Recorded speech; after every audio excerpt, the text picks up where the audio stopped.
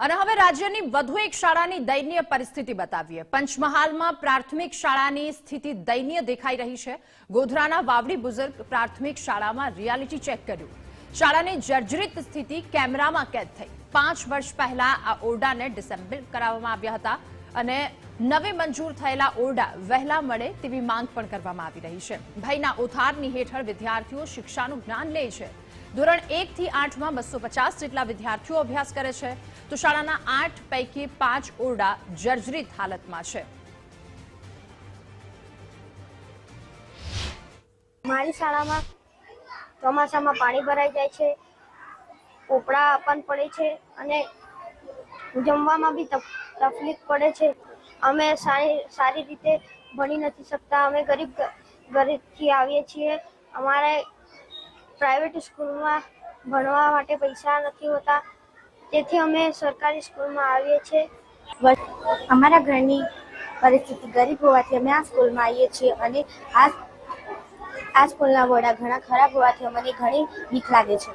સરકારને અમારી વિનંતી છે કે અમારી સ્કૂલ ફરીથી બનાવો।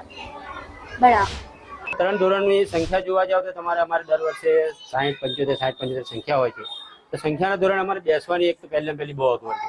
આજે પ્રજ્ઞા અભિગમ ચાલ્યું શિક્ષણ, તો પ્રજ્ઞા અંતર્ગત અલગ રૂમ જોઈએ, અલગ વર્ગખંડ જોઈએ, એની પ્રવૃત્તિ કરવા જોઈએ, પણ તેના માટે છેલ્લા 10 વર્ષથી અમને અલગથી વર્ગખંડ ફાળવવામાં આવેલ નથી। જેથી અલગથી જો વર્ગખંડ હોય તો અમને બાળકો સાથે સારી એક્ટિવિટી કરી શકાય, અલગથી શિક્ષણ આપી શકાય। અમે શિક્ષકો પણ છેલ્લા 10 વર્ષથી એક જ ધોરણની અંદર 2 ધોરણ ચલાવીએ છીએ। શાળાની અંદર 8 ઓરડા છે, એમાંથી 2018ની સાલમાં 4 ઓરડા આપણે ડિસમેન્ટલ કરેલા છે।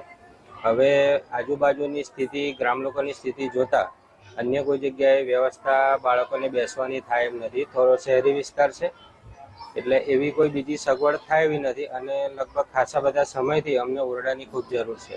એટલે જો નવીન ઓરડા અમને મળે અને તાત્કાલિક ધોરણે જો ઓરડાનું બાંધકામ શરૂ થાય તો થોડું સારી રીતે અમે બાળકોને સારું શિક્ષણ આપી શકીએ, બાળકો પણ સારી રીતે ભણી શકે, બેસી શકે।